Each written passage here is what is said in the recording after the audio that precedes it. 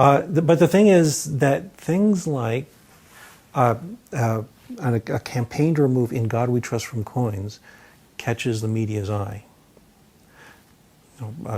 A campaign to say, well, we shouldn't be offering free kosher lunches at extra expense in public schools doesn't. That's not very dramatic. It's not something most people will care about. But telling them, oh, we want to change the coin, they've got a hook. But maybe the awareness that it raises is an awareness of pettiness, though, as we were suggesting a moment ago. Well, yeah, and that's what I'm saying, is that the media plays that up. Yes. That the media would rather publicize the trivial efforts of atheists rather than the substantial ones of people who are primarily secular. That's a real danger, I think. Yes. In my Oxford College, whenever I happen to be the senior fellow at dinner, the senior fellow has to say grace. I say grace because I just think it's polite and because it's a tradition. It goes back rather a lot of centuries, and I think it would be petty to refuse to say grace, and I think it would get atheism a bad name. And I think we've got to be. I mean, let's link it to the earlier conversation we were having about the right tactics to apply to evolution and creation. I think that the Jeannie Scotts of this world are wrong to be quite so softly as they are on the big issue of the teaching of evolution.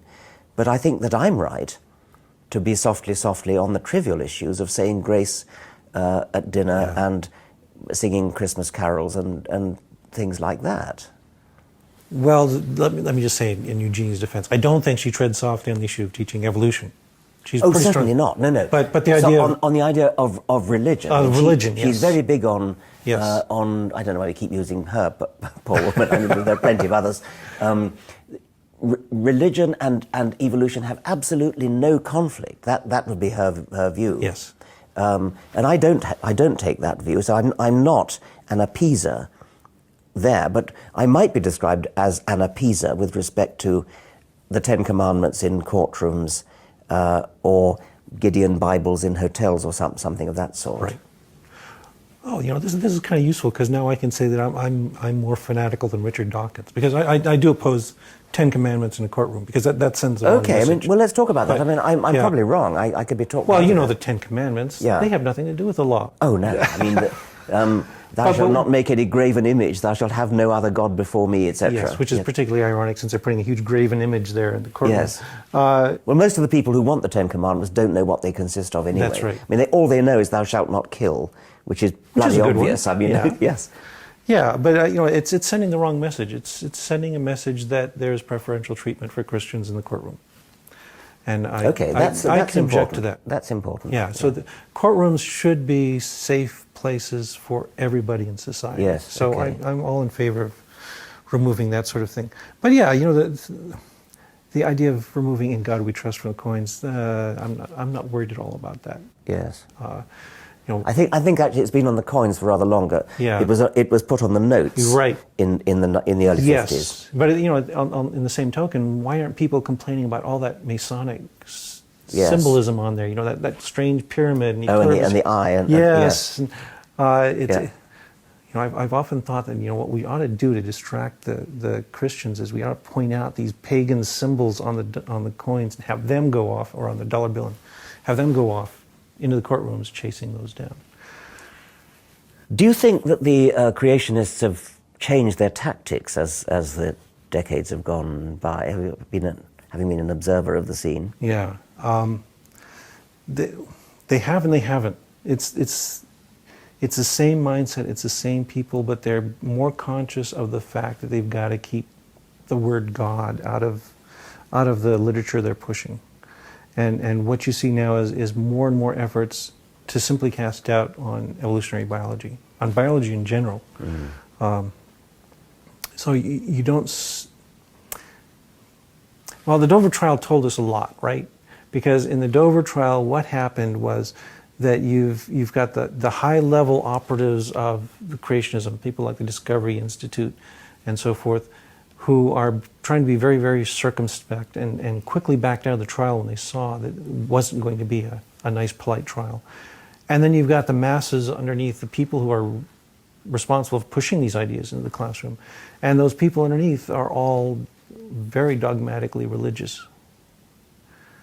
So it depends on where you're looking. That the core of the movement is the same, but there's this nice superficial veneer painted over on it to make it look shiny and new, but it's really not. So it's never actually specified that the intelligent designer is the God of the Jews and Christians. It's messy because you listen to Bill Dembski, for instance, when he goes off and gives these private talks at Baptist colleges, he will say that the designer is Jesus. No hesitation. Jesus? Yeah. I mean, not God, but Jesus. They're the same thing, right? Well, kind of, yes. But I mean, does he actually use the word Jesus for the designer? And I don't have the quote on hand, but okay. there is a quote where he's talking about the designer is the logos, and he goes on and talks about Jesus Christ, and it's in there. He's clearly in that strong Baptist tradition. But read his books. Yes, that's right. I mean, they are very two-faced, these people, aren't they? They'll present one face to a Christian congregation and another face. I once had a debate in the Oxford Union. I very seldom do debates. I've completely given them up now. But I did take part with John Maynard Smith, a debate with a couple of creationists. There was an old fool called Wilder Smith, who's a nice old chap, but an idiot. And he's dead now. And another one called Edgar Whitehead, who's a rather unpleasant man. Edgar Whitehead made his speech in which he was very sort of, he was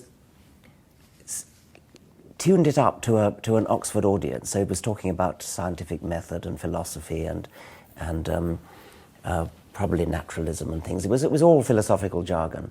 And you'd never guess that he was a young Earth creationist who believed in Adam and Eve and the eating the apple and so on.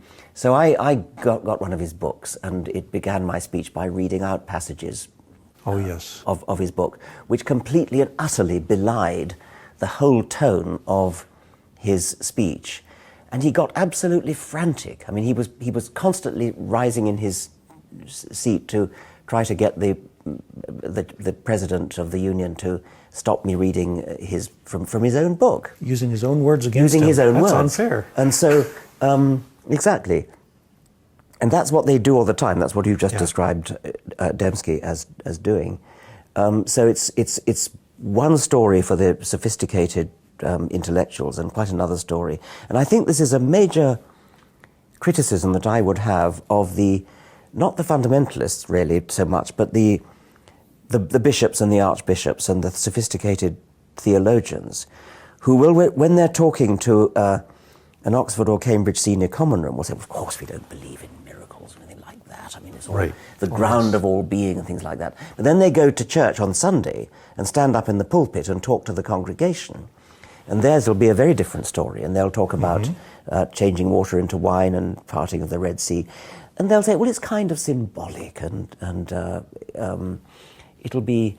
but they don't say it's symbolic. They say, what is the real meaning of Adam and Eve sewing aprons to conceal their nakedness? And they'll concoct some sort of vaguely poetic, symbolic meaning. But the congregation isn't told that that's what they're doing. The congregation is never disabused of their illusion that Adam and Eve really existed. It's two-faced again, and it's very, very common among sophisticated theologians. Yeah, this is a common objection. If I give a talk against religion, there will be somebody in the audience who will rise up and say, but my religion is nothing like that. Yes, exactly. And yes. the thing is, the kind of religion I'm railing against is the stuff that people are actually practicing. Yes. Not this highly rarefied stuff Yes. that you'll find in an Oxford college. Yes, quite. And